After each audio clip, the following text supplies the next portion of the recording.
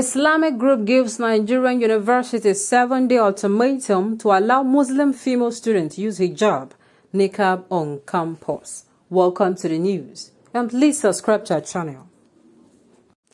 Murik alleged that a Muslim female student of a school was asked to remove her veil by some security personnel before she could be allowed to enter the school.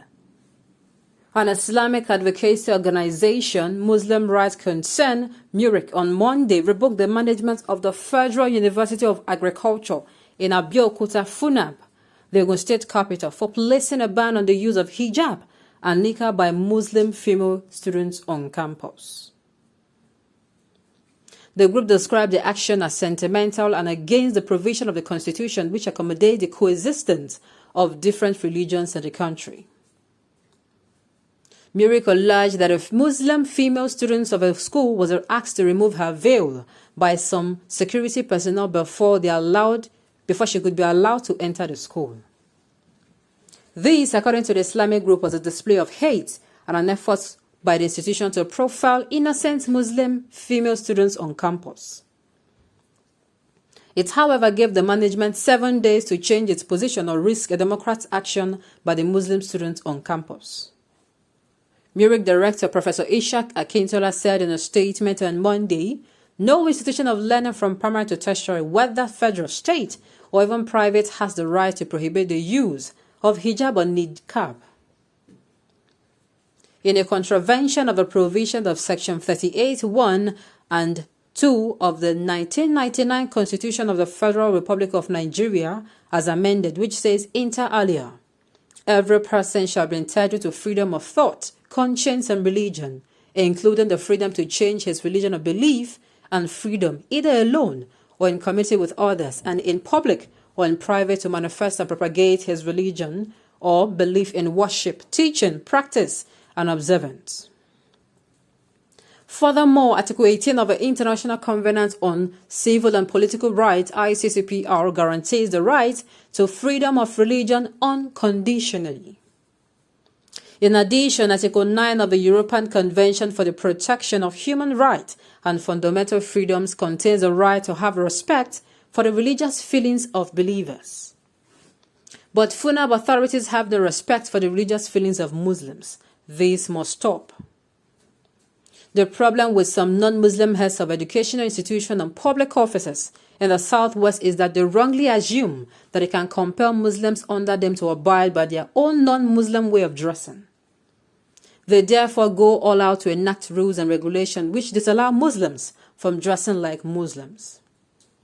This presupposes that they hate the size of Muslims. We affirm that any rules and regulations which contradict the letter and spirit of the Constitution are illegal, unlawful, illegitimate,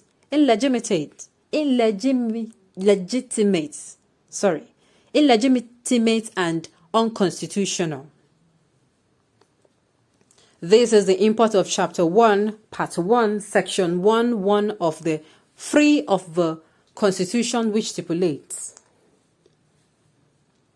this Constitution is supreme, and its provision shall have binding force on all authorities and persons throughout the Federal Republic of Nigeria. In particular, Section 1(3) says, if any other law is inconsistent with the provision of this Constitution shall prevail, and that other law shall be, to the extent of inconsistency, to be void. To that extent, therefore, all anti-niqab pronouncement, memos, circular, posters, etc. issued by Funab are null, void, and of no legal effect whatsoever. The same goes for all declarations and action in other academic institutions throughout Yoruba land.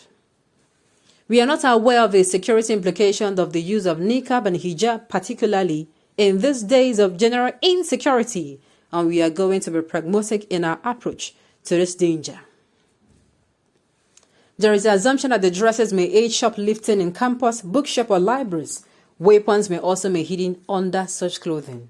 But the same fear should be entertained about some of our African dresses, e.g., agbada or babariga, or will any institution contemplate the banning of these African dresses on their campuses? Therefore, if the authorities are not just keen on profiling Muslims, all they need to do is ensure that Muslim women wearing niqab or hijab are checked by female security personnel. Their identities can be verified by female officials who will take them to one side and take a look at their faces and cross-check their identity cards. The security threat is not enough to deprive this insignificant number of students of their Allah-given fundamental human rights. Even the United Nations described Article 18 of the ICCPR as a provision that cannot be derogated from, even in the time of public emergency. Hijab does not pose this kind of threat anyway. But how many female Muslim students use the niqab on campuses?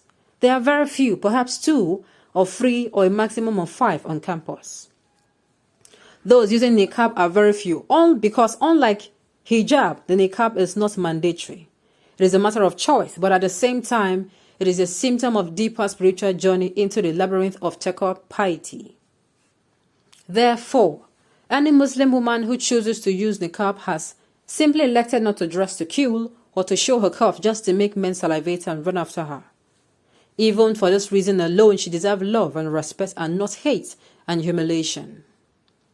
This is why we find the billboard on decent dressing erected by FUNAB most illogical, highly irritating and extremely ridiculous. The university placed a picture of a Muslim woman in niqab among those of female students in hot pants, body hawks, male sagging trousers, crazy jeans.